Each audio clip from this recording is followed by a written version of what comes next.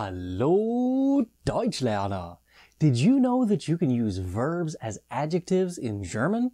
Well, in this lesson I'll explain which forms of the verbs you can use as adjectives and how you can use them in your own German sentences. Today I'm talking all about Partizip 1 and Partizip 2 as adjectives in German. First, let's take a look at some examples to see what we're even talking about and get you oriented a bit.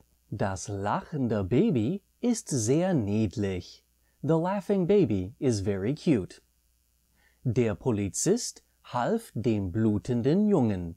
The police officer helped the bleeding boy. Ich werde das verbrannte Schnitzel nicht essen. I will not eat the burnt Schnitzel. Der Mann fährt trotz der zerbrochenen Windscheibe. The man is driving in spite of the broken windshield. As you can see, there are two versions of the verbs that I used as adjectives. In the first two sentences, I used a verb form that shows that the noun is doing something at the time the sentence takes place. This does not affect the tense of the sentence, and the tense of the sentence does not affect the adjective. In the first sentence, I used the present tense, Präsens, and a present participle called Partizip 1 in German. The baby is laughing at the same time that it is cute in that sentence. In the second sentence, I used the simple past tense, the Präteritum, and the present participle, or Partizip 1, as an adjective. The boy was bleeding at the time that the police officer helped, but the entire event took place in the past. In the second two sentences, I used a verb form that shows that the noun is in a state after the action of the verb has been completed. So while I use the future tense, or the Futur 1 in the sentence about the schnitzel, the burning happened prior to that, which left the schnitzel in a burned state.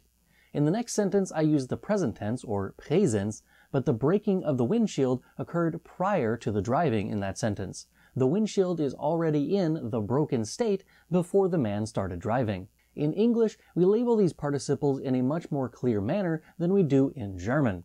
In English, we call the Partizip 1 present participle, and the Partizip 2 past participle.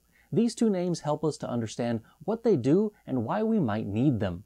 The present participle, or Partizip 1, is used to describe an action that is being done by the noun that it precedes. For example, das lachende Kind, the laughing child.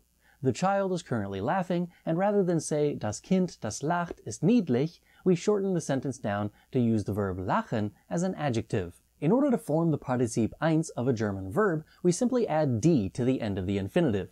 Lachen becomes lachend, and bluten becomes blutend. Once you have that, you simply add the correct adjective ending to go with the case and gender of the noun that is being described. Here are a few more examples of Partizip 1 as adjectives. Der Mann spricht mit dem schreibenden Kind. The man is talking with the writing child. Seine Mutter wollte wissen, was das Problem des schreienden Jungen war. His mother wanted to know what the problem of the screaming boy was.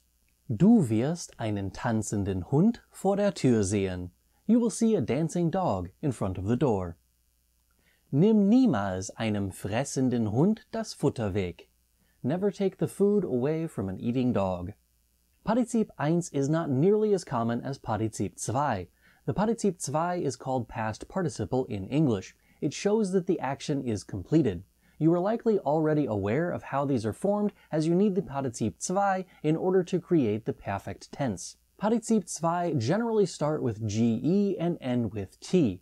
That only works with regular verbs, however. Irregular verbs can be as simple as using en at the end instead of t, but it can be a lot more complicated, like a stem vowel change, like beginnen changing to begonnen. I'm not really going to go into great depth in the formation of these participles, as that's better fit for a lesson about the perfect tense, and I already did that in a video linked in the description. When you use a Partizip 2 as an adjective, you are essentially saying that the action that the verb represents is already done and the noun that you are describing is now in a state that follows that action's completion. I mentioned the example of das verbrannte Schnitzel, the burned schnitzel.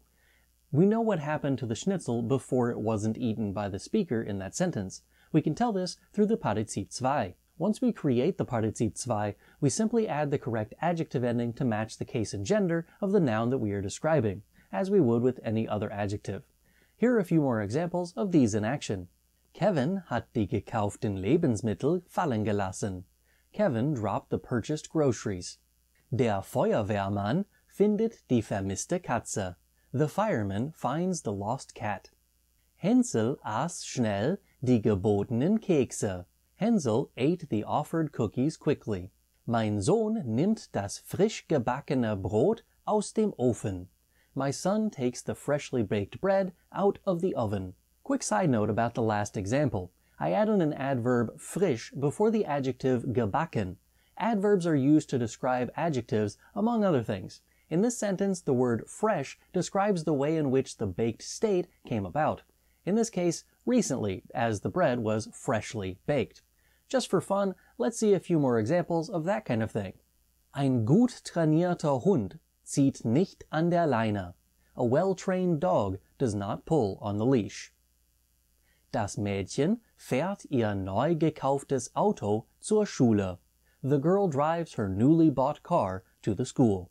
You can actually continue to use these kinds of phrases to make an entire clause out of them. For example, Hänsel aß die von der Hexe gebotenen Kekse. Hänsel ate the cookies that were offered by the witch. Literally, the from the witch offered cookies. Der Verbrecher verkauft die vom Geschäft gestohlenen Waren. The criminal sells the goods that were stolen from the store. Literally, the from store stolen goods.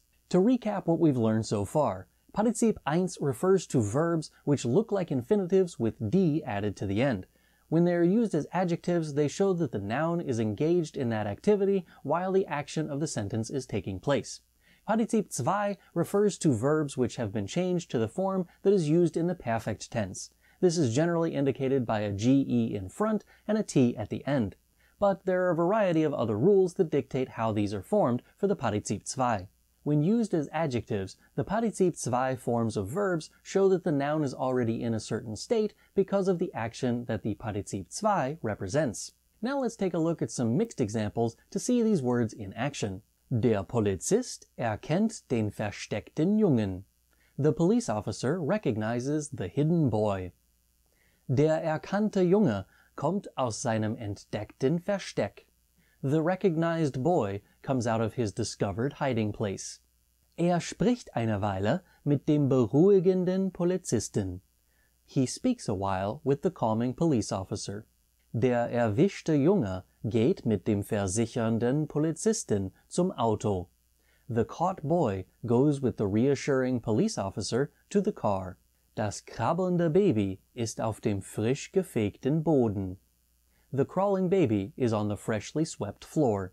Die erschöpfte Mutter liegt auf dem mit ungefalteter Wäsche bedeckten Sofa und schaut zu. The exhausted mother lies on the sofa that is covered with unfolded laundry and watches. Das krabbelnde Baby der erschöpften Mutter zieht sich an dem mit ungefalteter Wäsche bedeckten Sofa hoch und gibt der überraschten Mutter einen wohlverdienten Kuss. The crawling baby of the exhausted mother pulls itself up on the sofa that is covered with unfolded laundry and gives the surprised mother a well-deserved kiss. If you would like more information about the Partizip 2 and how to form them, click this link over here. If you would like to practice what you learned from this video, click the link in the description for the extra materials for this lesson, or become a channel member or Patreon supporter to gain access to these materials and all new materials that I upload for each video. Das ist alles für heute. Danke fürs Zuschauen. Bis zum nächsten Mal. Tschüss!